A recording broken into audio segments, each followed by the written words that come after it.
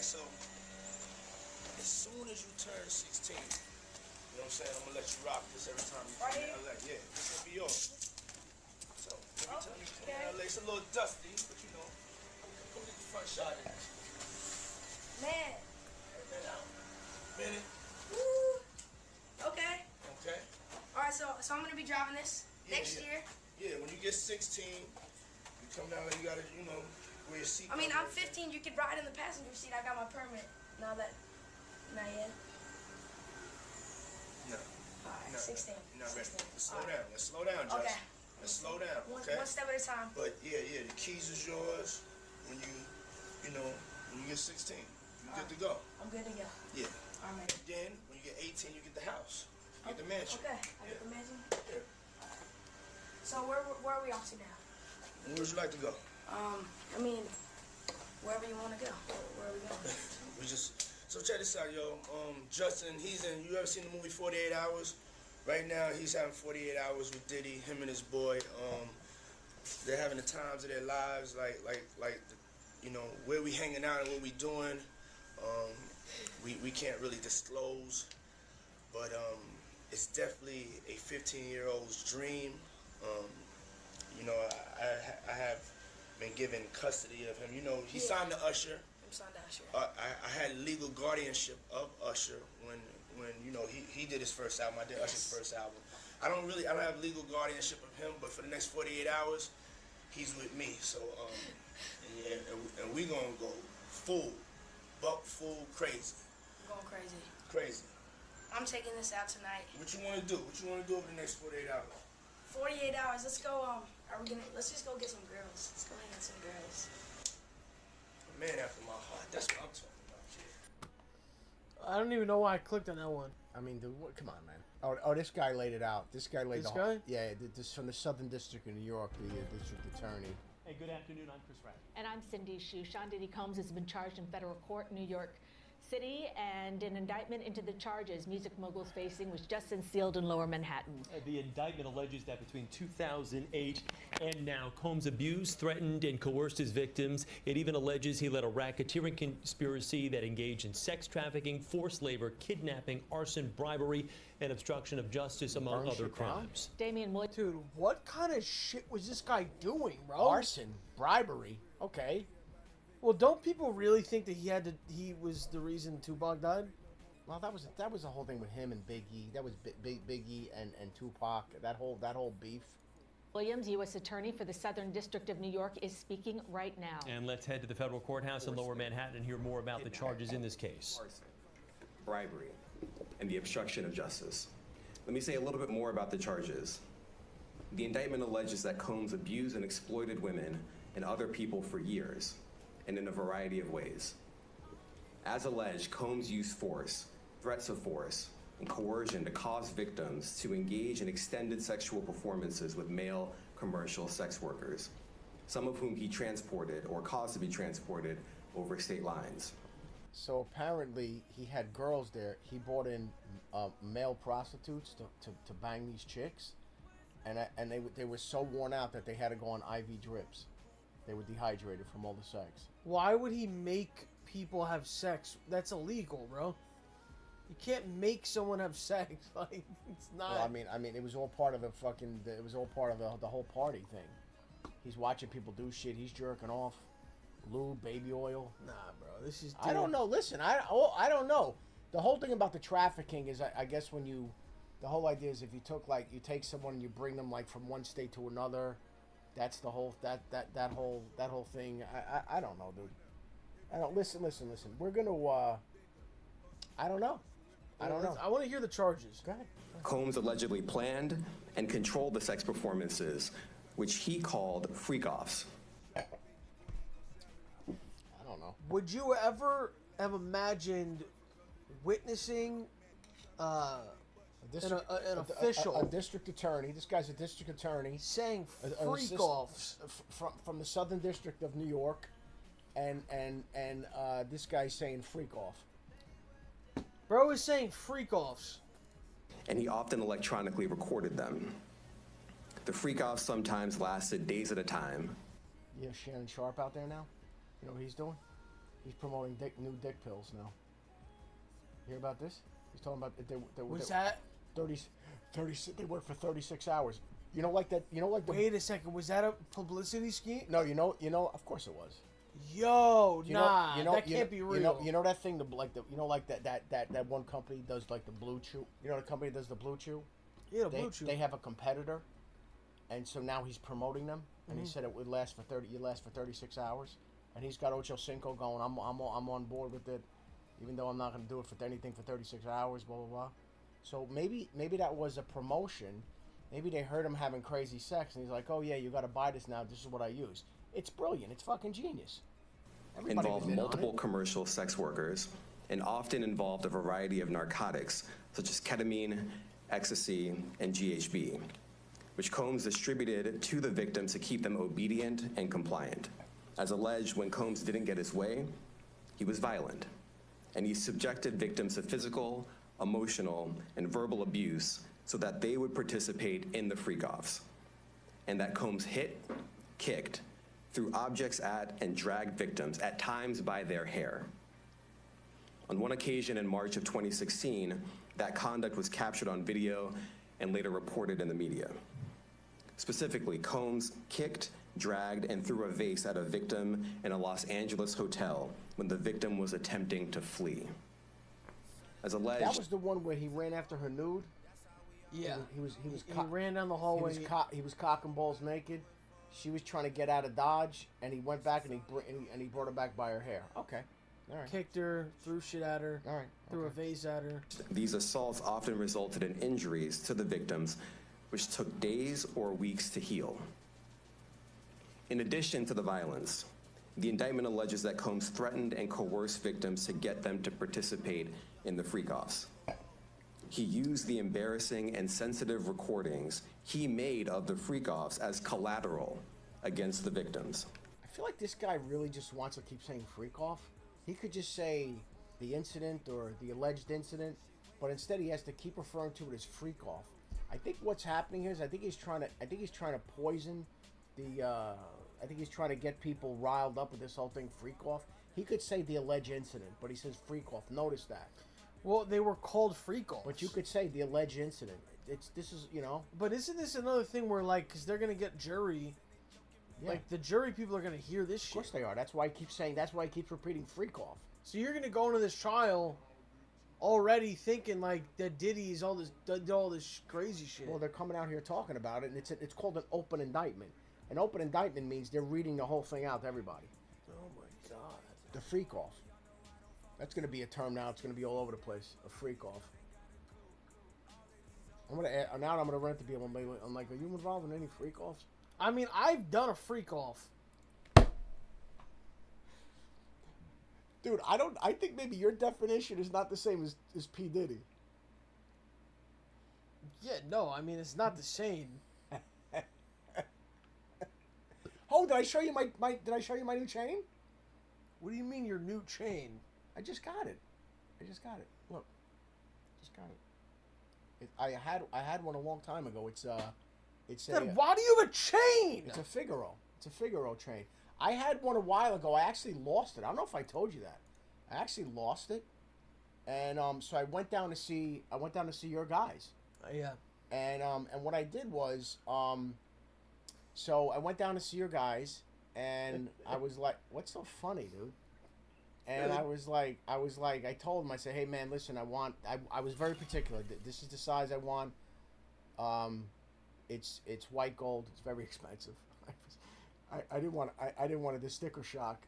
I was a little bit taken aback, but it's like 18 karat. It's not like, you know what I mean. But I was like, if I'm gonna get something, I'm gonna get something nice. You know what I mean. So I picked it up today, and it's really nice, man. So I've had, like I said, I had one a long time ago. I lost it, whatever. So anyway. I don't usually wear it on the outside of the shirt. I mean, I don't usually wear it on the outside. I just have it. I'm just showing you now. So anyway. Someone make this their Twitter picture right here.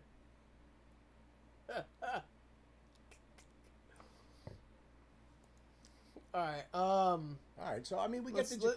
Let me. so- I want to hear the charges though. He read them all. He's not reading them. Jesus. And the indictment alleges that he maintained control over the victims in several ways, including by giving them drugs, by giving and threatening to take away financial support or housing, by promising them career opportunities, by monitoring their whereabouts, and even by dictating their physical appearance. Because of all of this, the indictment alleges that the victims did not believe they could refuse Combs without risking their security or facing more abuse. The indictment also alleges other acts of violence undertaken by Combs and others, including violence against witnesses to his abuse, kidnapping, and arson. The indictment alleges that on more than one occasion, Combs carried or brandished firearms to intimidate and threaten victims and witnesses. Now, Combs did not do this all on his own. As I mentioned, Combs has been charged with RICO conspiracy. He used his business and employees of that business and other close associates to get his way. Those individuals allegedly included high-ranking supervisors in the business, personal assistants, security staff, and household staff. The indictment alleges that those individuals facilitated the freak-offs. They booked the hotel rooms and stocked them with the supplies, including drugs, baby oil, personal lubricant, extra linens, and lighting. When the hotel rooms got damaged, they helped clean it up. They arranged for victims and commercial sex workers to travel for the freak-offs, and they delivered large quantities of cash to Combs to pay for the commercial sex workers.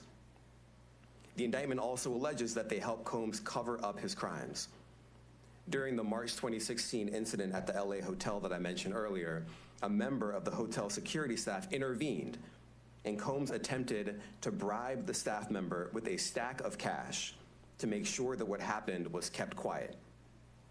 And as the indictment alleges, in late 2023, after public allegations were made about Combs' crimes, he and others pressured witnesses and victims to stay silent, including by making phone calls to witnesses and victims and giving them a false narrative of what they had experienced.